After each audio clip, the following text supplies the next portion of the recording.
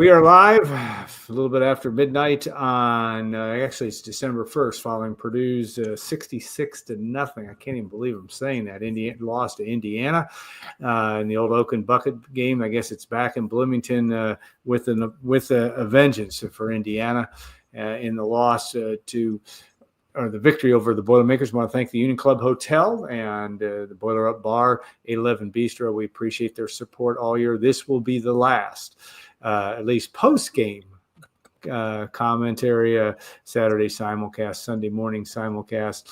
Mike Carmin happy about that. I understand he's late. I think the people watching are happy. Yeah. I don't know. There's not a whole lot else to discuss. Tom, I guess I was able just to hear a little bit of Ryan Walters' comments. You asked him point blank a couple of things, whether he was prepared to still be the head coach at Purdue. We'll discuss whether that has any chance of still happening. We don't know anything. At least I don't know anything specifically. But Tom, just your feelings of hearing him post game after this drubbing with a capital D. Yeah, he just, like you said, he really was unsure of his future, honestly. I asked him if he'd be the head coach, and he said he hoped so. I asked him if Mike Bobinski had told him that he would be the head coach next year, and he said he wasn't the guy to ask that question. Discussed recruiting, how this is impacting recruiting, and as you would expect, he said it is. He even said he knows what he would tell recruits if he was recruiting against Purdue. So, yeah, he was kind of blunt. And almost as vague and uncertain about his future as we are. Although we may not be quite as vague as him, and I'm sure the people watching this aren't quite as vague as what they would like. So, yeah, guys, I think the next 24, 48 hours are going to be pretty interesting, and obviously kind of give us a real sense of where this program is headed from a leadership standpoint. Yeah. I don't know that we have a lot of people in the room tonight, so there are probably people interested in what we have to say. Mike, your thoughts of watching this one? I know we're just getting off the post-game radio show. I mean, I don't see many scenarios where this is going to continue much longer. And I think tonight was a further nail in the coffin. That's stating the obvious, the worst loss in Purdue history. And you look at the numbers, and it's almost unbelievable. What Purdue have under 60 yards in total offense? Is that right, Tom? 67. 67 an all-time. I think that's still an all-time low, or one of the all-time lows, at least the lowest since I think the Ohio State game in 1970. The worst loss in history, but Mike, we can keep piling on with that information. Your thoughts after watching this from West Lafayette or Lafayette, watching this train wreck, to use that term. Well, it was a pretty snowy night. Looked fabulous on TV, by the way. This second time this has happened this year. Yeah, where they've suffered the worst loss in program history. There's no evidence this year that this should continue, in my opinion. I mean, you need to move on. Whatever they saw 2 years ago didn't come to fruition for them, and they need to just get going and try to salvage this. You can't. The Big Ten football programs are not. They don't come with training wheels. You have to have experience. You have to have knowledge. You got to have some background. You got to have connections to run these programs in this environment with 18 programs doing battle against the schedule Purdue has to do battle with every week. So whether they do that or not, that's up to them. I don't think they needed to see tonight to make their decision. At least I hope they didn't have to see tonight. I hope they were not waiting on tonight to make a decision, because I think the decision should have been made a long time ago. But that's where my head is at right now. Yeah, I think, Tom, we talked about Mike Bobinski in our interview 3 weeks ago said, losing football is not an option. Money, he said, would not be the sole determining factor in terms of buyout. All those factors play into this. It seems I agree that the die was cast but this was a exclamation point on it. I mean, again, it's hard to fathom how bad today was. Just to, if you needed any further evidence of a situation that's challenging, Tom, maybe I'm not sure what else there is to add to all this, but what do you see from that standpoint? Yeah, I mean, nadir was just the worst night in Purdue football history. Yeah. Things of that nature kept flowing through my head. And then, of course, I thought of the last time I was here 2 years ago. Mike Carmin was with me. No. Oh, you weren't with me then? No. I was there, but in the booth. 30-16 Purdue win, and back in 2022, and they finished their trip to the Big Ten championship game.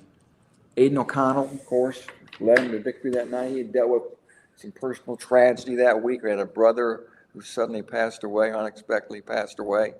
Fought through all that emotional day, and again capped a pretty glorious season for Purdue history. Turned out to be Jeff Brom's final year, of course.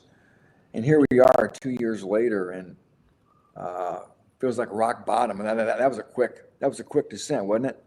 My goodness, 1-11, and boy, we could sit here and talk about the blowout losses that lay at Ryan Walters' feet. 66-7, 35-0, 45-0, 49-10, 66-0, 52-6. Unreal stuff, guys. Just unbelievable stuff. And tonight was, again, the nadir. This was just an embarrassment. Yeah. And there's no way to sugarcoat it. If you try to sugarcoat it, you look like a fool. Everybody has two eyes, and they've seen what went on tonight. They've seen what's gone on all year. And it's an abomination. And I'm not sure there's a way it could continue, guys. And again, we'll see what the AD decides to do here. Probably, hopefully, sooner rather than later, because there's a pretty big sense of urgency. Because Wednesday, December 4th, is when signing day starts, and this recruiting class is falling apart. There's only 9 guys left. Other kids have to make portal decisions. That opens on December 9th. So there's a lot of balls in the air, and they need some clarity to move forward for a lot of different reasons. Yeah, I don't think there's any question about that. I would be surprised if there's not something that comes forward as early as tomorrow, because Tom, like you said, the timing is absolutely of the essence, and no matter what direction they go, I don't buy that this is a job that nobody wants. This is the Big Ten. There are coaches out here. I mean, Kurt Cignetti, who would have wanted Indiana's job last year? And he comes in and as an experienced coach, and I know that that's the flavor of the month. But Mike, if you're going a direction, it seems to me you just got to get guys that can block, tackle, and play exciting football in Ross-Ade Stadium. None of those things happened this year. The amazing lack of fundamental and detail to what went on was still so much of the storyline this year, and it just happened to show up again tonight. Yeah, just so many things that scream like this ain't working. And I mean, just you go back to when they fired the offensive coordinator, Graham Harrell, and then Ryan Walters gets a bug up his ass and he wants to call plays. It just things like that just compound the whole situation. And this is probably Tom mentioned rock bottom. This might be, and I haven't lived all 100 and some odd years of Purdue football like Alan has. Right. But I cannot remember this program being at this stage at the end of a year or during a year where there's absolutely no hope. And that's the thing you have to give your fan base, your university, your players, everybody connected with your program. You got to give them some hope going into next year. I mean, we don't even know who the quarterback's going to be. At least, you go back to Darrell Hazel's first year, they were 1-11. But you had Danny Etling, who played 2/3 of the season.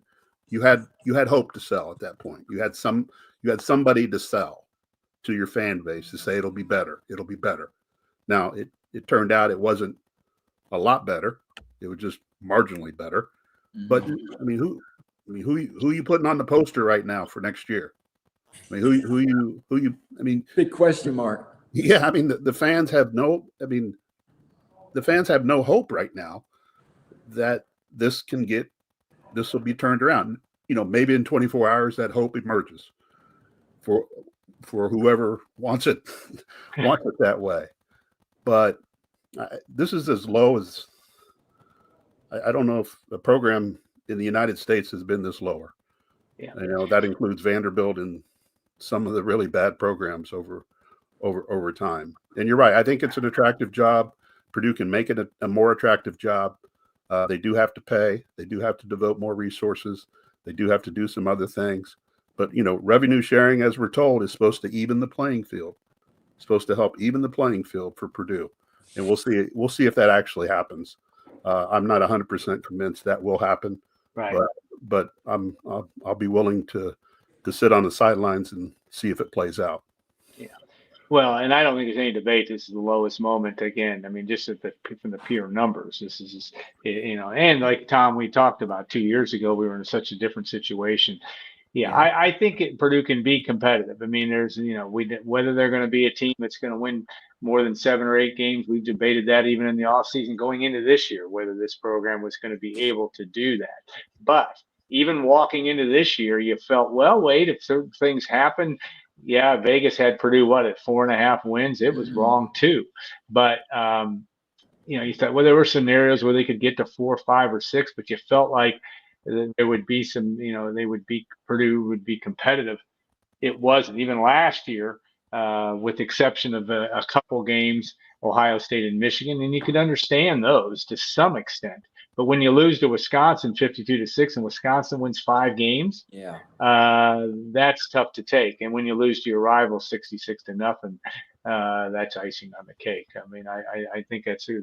So timetable wise, again, just to be clear, because we've got a large audience tonight, we don't know. Nothing has been announced, and I wouldn't anticipate it will be until sometime maybe early afternoon tomorrow. I don't know. We don't know that for sure. These things do tend to happen on Sunday, whatever direction, even if for some reason that they would come out and say, we're going to give Ryan Walters more time. I would think that that would be the case. I know Tim Brando, who is the ultimate blowhard, if he had to watch the game on TV tonight, my gosh, not only was his voice going bad, but he said, I talked to Mike Levinsky. He's a friend of mine, and Mike wouldn't comment. But of course, Tim said in the first quarter, when I think the score was still 0-0, he said, but I think they're going to give him more time. Well, I don't know that Tim knows anything.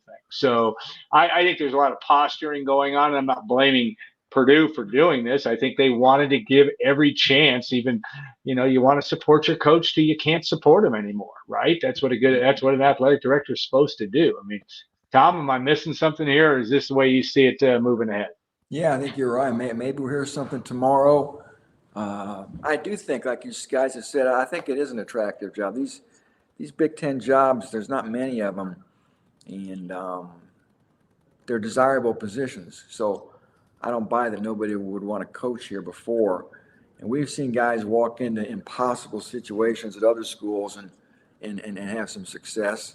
I go back to Kansas State. I go back just to Lance Leipold at Kansas, for crying out. You talk about a program that was rock bottom for years, and he flipped that script in just a couple of years. So it can be done. And you mentioned resources too. I think of NIL. I think of collectives. Yeah, everybody's going to have revenue sharing. That's going to be the same $21 million. The difference, Ohio State's going to spend more than $21 million or whatever, and a certain amount of that goes to football only. They're not going to stop there. What's going to differentiate these schools is what the collectives kick in, specifically your football players. And it's no secret, Purdue's collective still isn't even up to par to what they're paying these guys at IU. And it's that simple, guys. These college football players are just like you and I. They want to be paid. And whoever's going to pay them better, they're going to go there. They don't care about having a barber shop and a hot tub and a disco ball in their locker room. They'd rather see another zero behind their paycheck.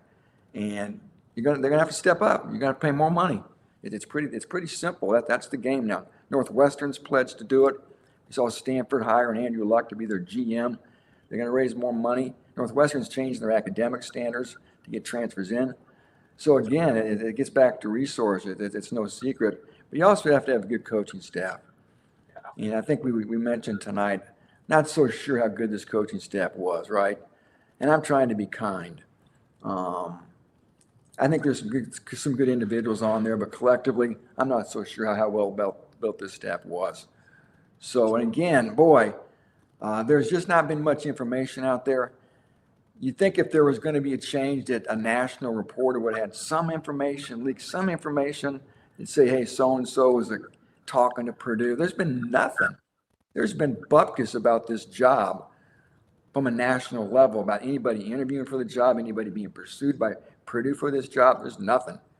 So mentioning about, I know they've talked to some coordinators and just talk about maybe him coming back. So maybe we're going to get a big surprise on Sunday or Monday from Bobinski. I don't know.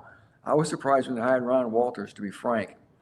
That wasn't a good surprise. It turned out to be, right? So maybe we'll get a big surprise. I don't know, but I'll finish up with this, guys.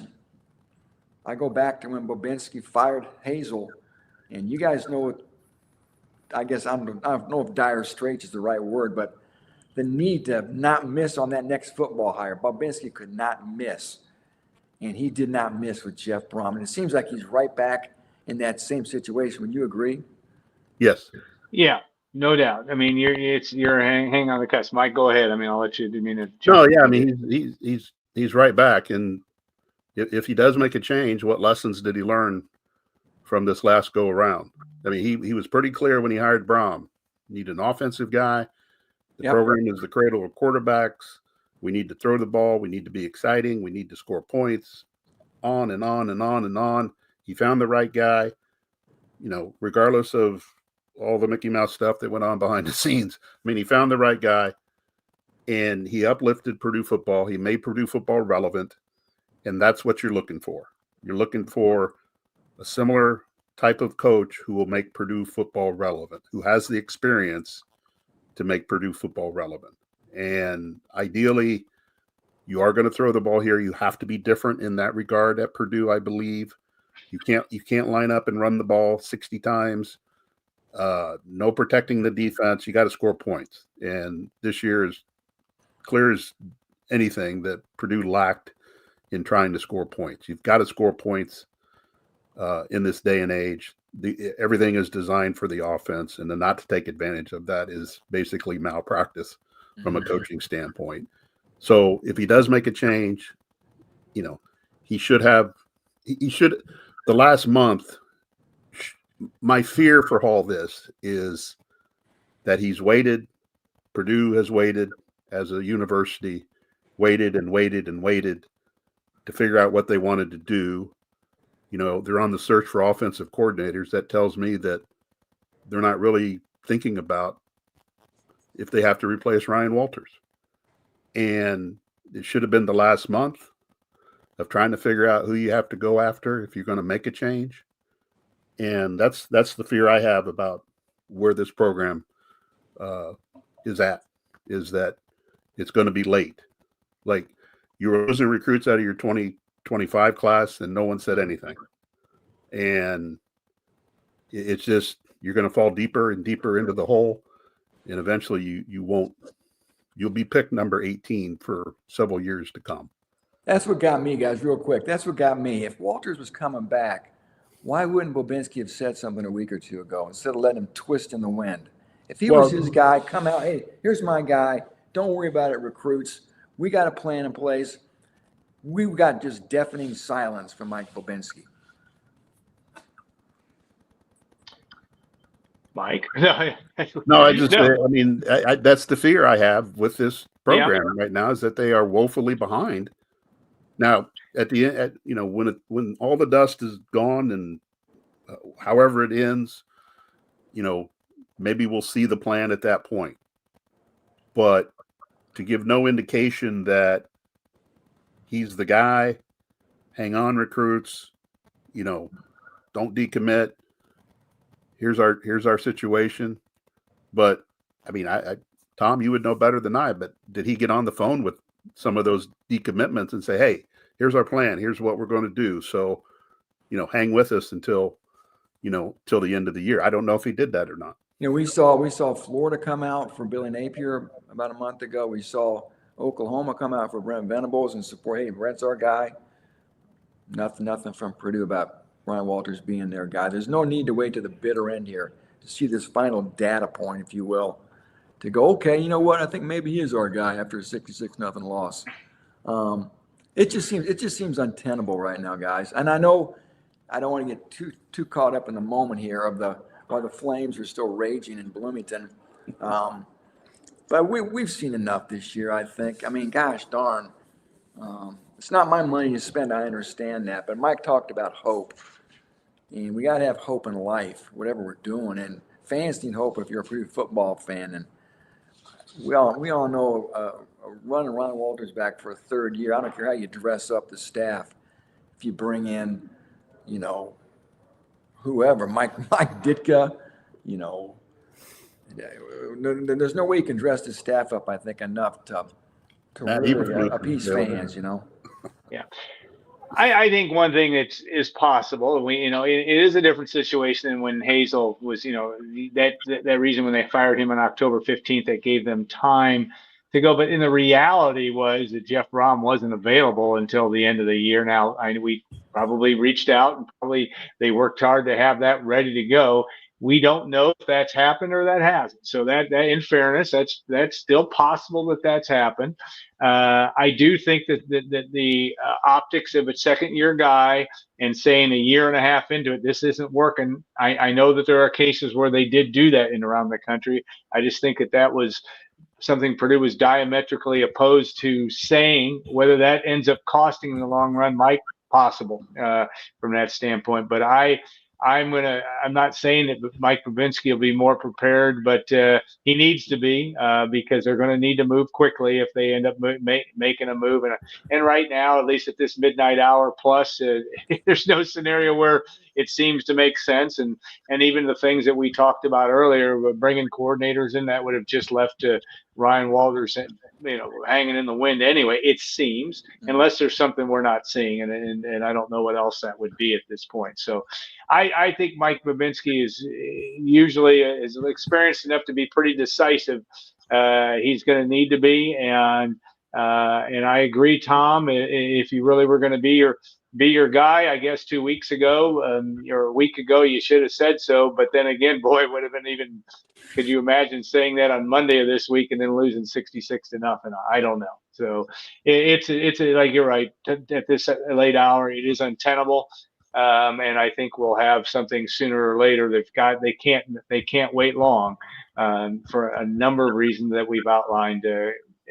Moving ahead. So we'll go around the horn one more time. Just are any closing comments, because I don't know what else to add to this point. And you're right. By 2:00 tomorrow afternoon, this podcast is about as obsolete with a capital O. But Tom, go ahead. Real quick, maybe Babinski's already got something lined up. Don't know that. And boom, he's just sitting there smiling like a Cheshire cat, watching everybody shake their fist and with rage, and he's got it taken care of, and he's going to walk to the podium tomorrow and say, "Here's our guy, and we're good to go." Or at least say we're switching directions. I would say that. But Mike, go ahead. You're shaking your head in some level of affirmation. Yeah, I mean that's the other side of this. I mean, he could have been really working behind the scenes to figure out what he was going to do, and that's why he didn't come out and support publicly support Ryan.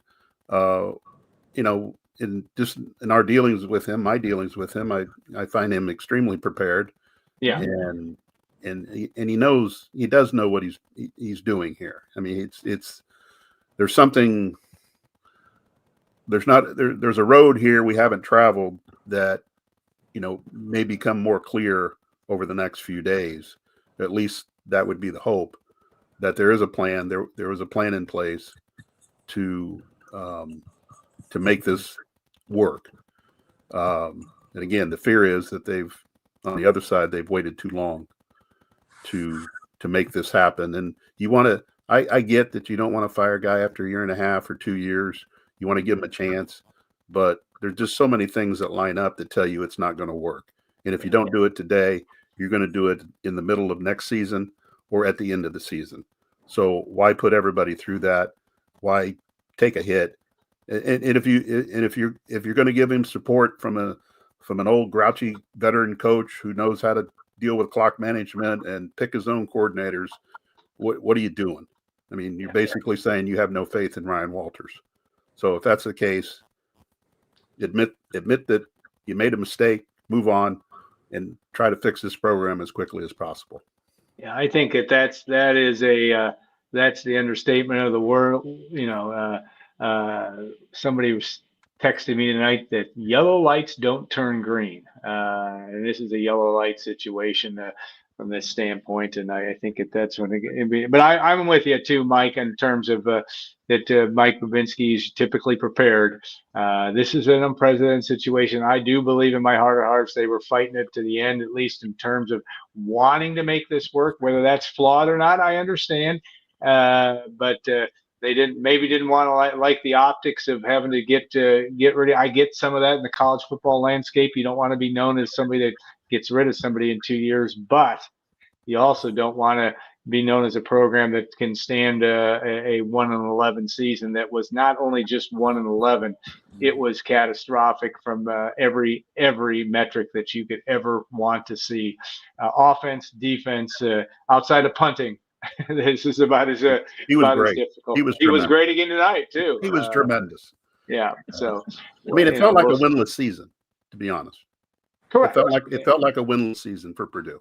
Yeah. Yeah, and in some ways Pretty it much was. Yeah, in terms of that. One last question for Tom. Any other body language from players in the brief chance you had to anything else that they said post game that made you think anything different? And they're all kind of trying to deal with the same thing. Yeah, just trying to deal with the same thing, just dejection, disappointment. Guys like Gus Hartwig and Kyden Jenkins, their last game as Boilermakers, obviously not the way you want to go out. So, yeah, you feel for those guys, and now we wait and see what happens next with the leadership of the program. All right, guys. Thank you so much for staying up late, Tom. I drive carefully wherever. If you're making it all the way back, be careful doing so. Mike Carmin, have a good night's rest, and we'll work on our contract to get you on one of these others when we have more news to deal with. We appreciate all your coverage this year, Tom, as well. It's no fun when you're 1-11 have to talk to coaches. I know nobody cries in their beer for us, but I understand that there have been more funner seasons this year in a lot of ways. All right, thanks to all of you. This is not surprisingly, a record number for midnight. I mean, pretty crazy numbers tonight. We appreciate all of you for staying up with us. We hope we enlighten you for somewhat, and we'll be doing this probably all over again before long. So, all right, have a great rest of your Saturday evening. If you're in the Central Time Zone, it's still Saturday evening. If you're in the Eastern Time Zone, it's Sunday morning. We appreciate your time. Thanks to Union Club Hotel. And we'll see you next week in some format for their Saturday simulcast. Maybe talking some basketball too with Brian Newbert, who is making his way back from San Diego. So have a great rest of your evening, everybody, and we'll see you next week on our Saturday simulcast.